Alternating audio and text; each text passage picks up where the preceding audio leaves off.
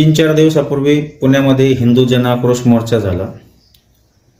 त्या मोर्चामध्ये गोपीचंद पडळकरनी विश्वरत्न डॉक्टर बाबासाहेब आंबेडकरांच्या विचारधारेच्या संदर्भात आणि त्यांच्या भूमिकेच्या संदर्भामध्ये चुकीची माहिती या ठिकाणी भाषण करताना दिली। त्याने या ठिकाणी ख्रिश्चन धर्मांच्या विरोधात बोलल्यामुळे महाराष्ट्रातील ख्रिश्चन धर्मातील माणसं या ठिकाणी नाराज झाले आणि त्याच्या निषेधार्थ काही ठिकाणी मोर्चे काढले।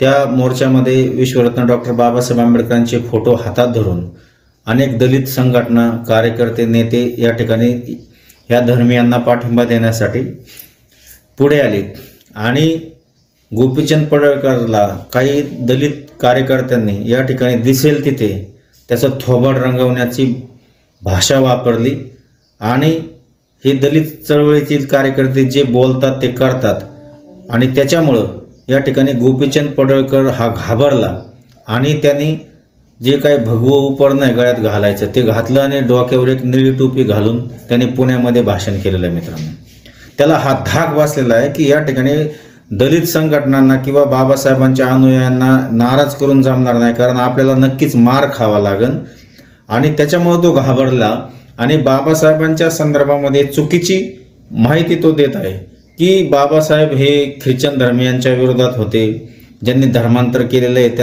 त्यांना त्यांचा विरोध होता। तर त्या गोपीचंदला मी सांगू इच्छितो की तू स्वतःला धनगर समाजाचा पुढारी म्हणून घेत आहेस।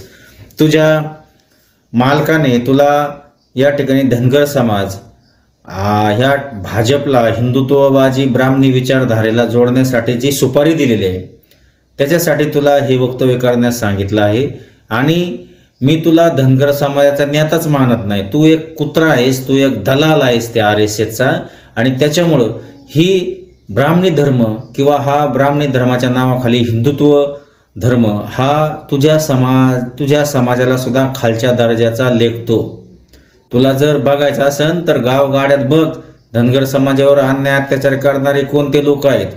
तुमच्या जातीला या ठिकाणी खाली लेखणारे हेच हिंदू धर्मीय लोक आहेत, ही विचारधारा आहे आणि त्याच्यामुळे तू तुझ्या फायद्यासाठी बिरोबाची खोटी शपथ घेतली आणि चुकीच्या मार्गाने या ठिकाणी तुझ्या समाजाला घेऊन जाण्याचा प्रयत्न करत आहेस आणि म्हणून धनगर समाज एवढा वेडा नाही आहे का तुझ्या पाठीमागं तुझ्या भूलथापांना बळी जाईल।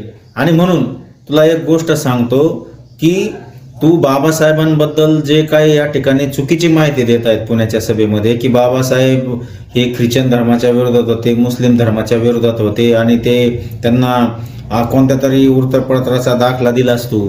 अरे नालायका, या ठिकाणी हरिगावला ज्यावेळेस बाबासाहेब धर्मांतराच्या अगोदर आले होते तर त्यांनी दलित समाजामधून ज्यांनी ख्रिश्चन धर्म स्वीकारला तर त्यांचं कौतुक त्यांनी केलं होतं की माझ्या अगोदर तुम्ही हिंदू धर्म सोडण्याची डेअरिंग केली म्हणून तुमचं अभिनंदन करतो, हे बाबासाहेबांचे शब्द आहेत। आणि ही तुझी हिंदुत्व जी ब्राह्मणी धर्माची मनुस्मृती आहे ना, बाबासाहेबांनी 1927 सालीच जाळली, मांडला।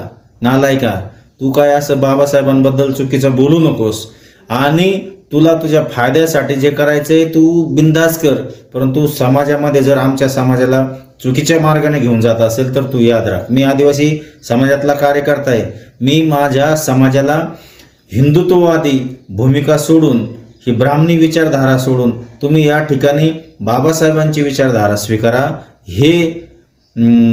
ही भावना माझ्या आदिवासी बांधवांमध्ये या ठिकाणी मी जोडत आहे। आणि हिंदुत्ववादी जी काही विचारधारा आहे ही नेहमीच इथल्या दलित आदिवासींवर या ठिकाणी अन्याय करणारी विचारधारा आहे। आजही बी गावगाड्यामध्ये दलितांवर, आदिवासींवर, मातंगावर जे हल्ले होतात हे हल्लेखोर हे याच विचारधारेचे आहेत नालायका।